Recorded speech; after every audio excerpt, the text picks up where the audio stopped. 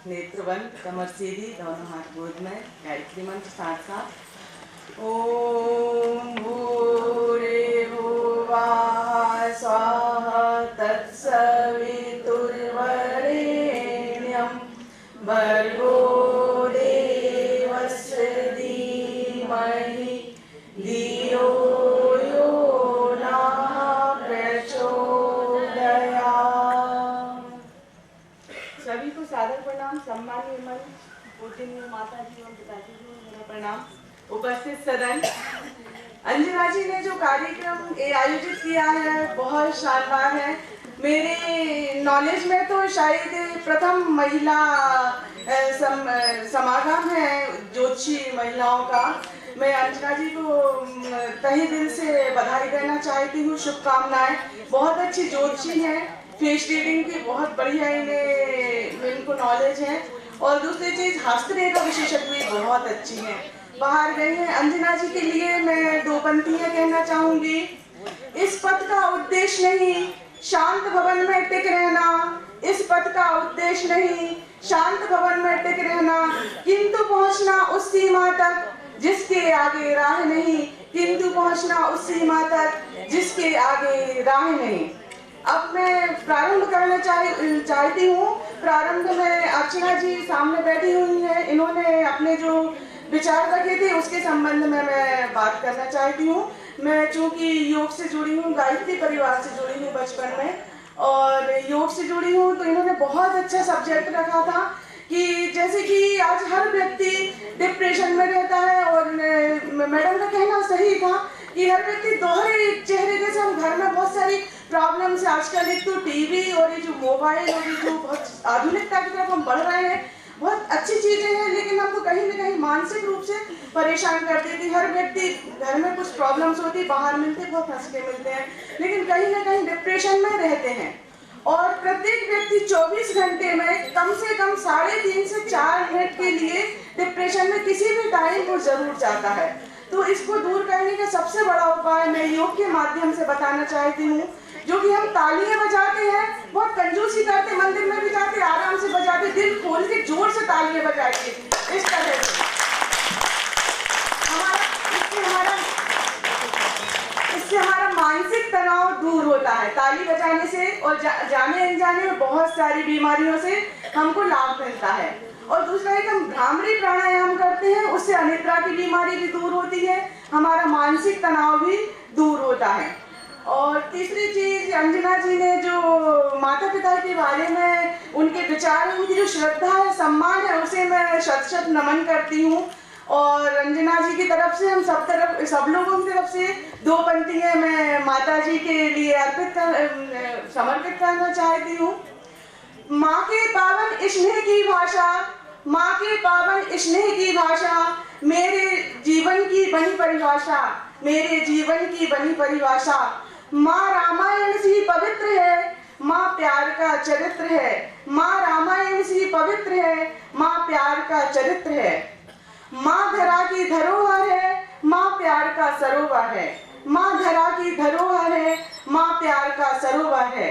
माँ की बाहों में जो झूली, माँ के आंचल को नहीं भूली, माँ की बाहों में जो झूली, माँ के आंचल को नहीं भूली। माँ के पावन स्नेह की भाषा, मेरे जीवन की बनी परिभाषा, माँ के पावन स्नेह की भाषा, मेरे जीवन की बनी परिभाषा। सब है रूमा जी, बहुत बहुत स्वागत है आपका। कुछ समय पहले सब आपको याद कर रहे थे। अब मैं विनती करूंगी वंदना जी से कि उनका वेलकम करें। जोरदार तालियां रूमा जी के लिए। बिल्कुल, बहुत अच्छी बात है कि आप हम लोग को बताएं यहाँ पे थोड़ा सा कि हम लोग एस्ट्रोलॉजर हैं, हम लोग चंद्रमा पकड़ लेते हैं, और आप क्या पकड़ते हैं? जी, सभी को बहुत बहुत नमस्कार, प्रणाम। मैं डॉक्टर रूमा भट्टाचार्य, मनोचिकित्सक, जैसे अंजना जी ने कहा, और मुझे आज बहुत खुशी हो रही है आप सबके बीच में आज इस राष्ट्रीय महिला ज्योतिष संस्कार में बुलाया गया। और आप लोगों से मैं थोड़ी सी माफ़ी चाहूँगी कि मैं लेट हो गई, क्योंकि एक इमरजेंसी केस आ गया था, उस वजह से। मुझे तो ज्योतिष का कुछ खास पता नहीं है, मैं पहले ये क्लियर कर दूं।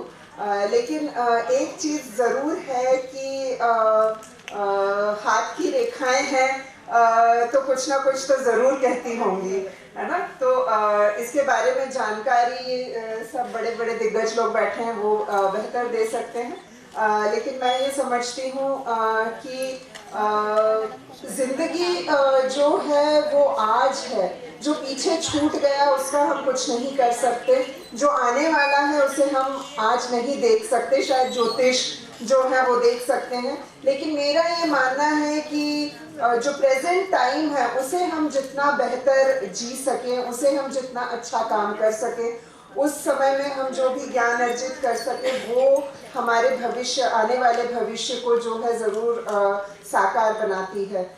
एक महिला होने के नाते और एक मनोचिकित्सक होने के नाते, जैसे अंजिका जी बता रही थी कि आज डिप्रेशन जो है बहुत बड़ी मात्रा में फैल चुका है। कल 10 सितंबर जो था वो वर्ल्ड सुसाइड प्रिवेंशन डे के रूप में पूरे अंतर्राष्ट्रीय तरीके से मनाया जाता है। ये 2003 से शुरू हुआ वर्ल्ड सुसाइड प्रिवेंशन डे मनाना। इसके पीछे कारण क्या है? इसके पीछे कारण ये है कि आप लोगों को जानकर बहुत ही आश्चर्य होगा कि आज की तारीख में हर साल 3 मिलियन पीपल कमिट सुसाइड। आप सोच सकते 3 मिलियन मतलब 30 लाख लोग हर साल जिंदगी खोते हैं आत्महत्या के माध्यम से। और एक चौंकाने वाली बात ये है कि आज जो किशोर है, किशोरावस्था है, एडोलेसेंट लड़के लड़कियां हैं, उनमें जो मृत्यु का कारण है वो कोई बीमारी से नहीं मरते हैं। आज के जो किशोरावस्था बालक और बच्चियां हैं वो आत्महत्या से उनकी सबसे ज़्यादा मौतें हो रही हैं। ये मतलब अभी मैं बोल रही हूँ तो भी मेरे रोंगटे खड़े हो रहे हैं। और कल एक कार्यक्रम था जिसमें मुख्यमंत्री जी आए थे, सारे मिनिस्टर्स आए थे। उनसे मैंने पूछा कि आप लोग क्या कदम उठा रहे हैं इस बारे में। तो उनका कहना है कि आध्यात्म में जाएं, मेडिटेशन करें। बहुत अच्छा लगा सुनने में, लेकिन लोग कितने अनजान हैं। हम शारीरिक स्वास्थ्य के बारे में तो हर कोई जानते हैं, लेकिन मानसिक स्वास्थ्य के बारे में हम लोग को लगभग बहुत कम पता होता है। तो हम कैसे आत्महत्याओं को बचाएं, कैसे हम बच्चों को रोके आत्महत्या करने से। आप भोपाल में भी अगर हर रोज न्यूज़पेपर उठाएंगे, मीडिया में आप देखेंगे कि हमेशा हर रोज आप पढ़ेंगे कि किसी कॉलेज के स्टूडेंट ने, किसी स्कूल के स्टूडेंट ने, किसी यंग इंसान ने आत्महत्या की। तो ये आत्महत्या क्षणिक, कोई आज मेरा मूड खराब हो गया, आज मैंने सोचा कि अब मुझे नहीं जीना, ऐसा नहीं होता है। अगर हम देखें तो जो लोग डिप्रेशन के शिकार होते हैं उन्हें लगातार हफ्ते दर हफ्ते, महीनों से जो है उदासीपन होना, नींद या भूख नहीं लगना, नेगेटिव थॉट्स आना, नकारात्मक सोच आना, ग्लानि का एहसास होना, काम काज में मन नहीं लगना, पढ़ाई में मन नहीं लगना, ये सारे जो है डिप्रेशन के जो है सिम्टम्स है, मूड डिसऑर्डर्स के सिम्टम्स है। अगर ये हम अपने बच्चों में पहले से देखें कि ऑब्जर्व करें कि ये बच्चा जो है आजकल कम बोल रहा है, घर के बाहर कम निकल रहा है, गुस्सा चिड़चिड़ापन कर रहा है, आजकल सोता नहीं है, खाता नहीं है, तो हमें सचेत हो जाना चाहिए कि कहीं ना कहीं मानसिक परेशानी है और मनोचिकित्सक के पास लेके चले। एक और बात मैं बताना चाहती हूँ, मैं मनोचिकित्सक हूँ, पागलों की डॉक्टर नहीं। लोग अक्सर ये सोचते हैं कि मनोचिकित्सक यानी सिर्फ पागलों के डॉक्टर, ऐसा बिल्कुल भी नहीं है ना। तो मन तो शरीर का, मस्तिष्क जो है वो शरीर का सबसे बड़ा हिस्सा है और मस्तिष्क से ही जो है विचार पैदा होते हैं, भावनाएं पैदा होती हैं, जो अपने एम्बिशंस है, जो अपने थॉट्स हैं, जो जजमेंट है, जो रीजनिंग है, जो लॉजिकल थिंकिंग है, ये सब हमारा मस्तिष्क जो है वही हमें निर्देश देता है। हमें क्या अभी मुस्कुराना है कि नहीं, अभी ताली बजाना है कि नहीं, अभी गुस्सा करना, सारी चीज़ें हमें मस्तिष्क जो है, हमारा जो सेंट्रल प्रोसेसिंग यूनिट है, वो हमें आदेश देता है। तो जब मस्तिष्क में ही कोई गड़बड़ होती है तो हम उसको कैसे नजरअंदाज कर देते हैं। तो मैं ये जो आप लोग किशोरावस्था में world over the cause of death is by suicides, तो हम अपने बच्चों को सुसाइड्स के माध्यम से खोते जा रहे हैं। सेकेंड रीजन होती है रोड ट्रैफिक एक्सीडेंट्स, क्योंकि हम माँ बाप बच्चों को पल्सर दे देते हैं, बजाज दे देते हैं, 16 साल की उम्र में ही वो गाड़ियों की डिमांड करते हैं और हम लोग उनके हाथों में थमा देते हैं, जबकि हम ये नहीं समझ पाते कि कितना नियंत्रण है उनको अपने आप में। वो तो रास्तों पे उन्हें लगता है कि वो हवा से बात करें और अक्सर वो एक्सीडेंट्स के शिकार हो जाते हैं। तो शायद ज्योतिष जो है वो बता सकते हैं कि कौन आगे चल के किस तरह से उसका जीवन होगा नहीं होगा, लेकिन एक मनोचिकित्सक होने के नाते मैं ये कहना चाहूँगी कि हम बड़ों का दायित्व है कि हम अपने बच्चों पावर उनके हाथों में देना है। आज आप देखेंगे हर एक के पास स्मार्टफोन्स हैं, एंड्रॉयड्स हैं, आईफोन्स हैं। हर कोई आज छोटी छोटी उम्र में व्हाट्सएप, फेसबुक, ट्विटर ये सब यूज़ कर रहा है, लेकिन हम जहाँ कनेक्टिविटी बढ़ा रहे हैं वहाँ हम लोनलीनेस भी बढ़ा रहे हैं। आज अगर आप 4 बच्चों को देखेंगे बैठे हैं तो वो गिल्ली डंडा नहीं खेल रहे होते हैं, वो और कुछ नहीं, कंची नहीं खेल रहे होते, वो अपने अपने मोबाइल में लगे हुए होते हैं। और हर माँ बाप मेरे पास आके ये कहता है कि सबके पास है इसलिए हमने दे दिया। तो हमें जो है अपने आप पे नियंत्रण रखना। बच्चा जो है मोबाइल लेके नहीं पैदा होता, माँ बाप के पास क्योंकि आज थोड़े से ज़्यादा पैसे हैं तो वो सोच रहे हैं हम बच्चों को महंगी सी महंगी चीज़ जो है प्रोवाइड करें। तो मेरे ख्याल से हमें इस पे अपने आप पे नियंत्रण करना चाहिए। अक्सर पेरेंट्स आते हैं, कहते बच्चे जो है टेलीविज़न इतना ज़्यादा देखते हैं, पढ़ाई नहीं करते, बात नहीं सुनते। तो हम ही जो है बच्चों को 2 महीने की उम्र से ही बच्चे को जो है टेलीविज़न के सामने एक्सपोज करते हैं। उन्हें नहलाना धुलाना सब कुछ हम टेलीविज़न ऑन रखते हैं और इस तरह की जो है आदत बच्चे को साल भर के पहले से ही हम डालने लगते हैं। तो हमें कहीं ना कहीं सोचना होगा कि आज जो मानसिक बीमारियां इतनी लगातार बढ़ रही हैं, हम अक्सर केसेस देख रहे हैं, तो हम कितने जिम्मेदार हैं इसके लिए। मेंटल पीस, मेंटल हैप्पीनेस मेरे हिसाब से ये सबसे ज़रूरी चीज़ है। और ज्योतिष और आध्यात्म और मेडिटेशन तो बहुत अच्छी चीज़ है। और उससे हमारी बॉडी में क्या चेंजेस आते हैं। दूसरा, मैंने इंडोक्राइन ग्लैंड का मैंने एक बार और किसी सम्मेलन में बोला था, उस पर महिलाओं के लिए बहुत ज़्यादा सोचा है कि बहुत देर तक हम जब महिला आती है तो रोने देते हैं, ऐसा आप लोग भी करते हैं। 2 सिमिलरिटी यहाँ मिल गई।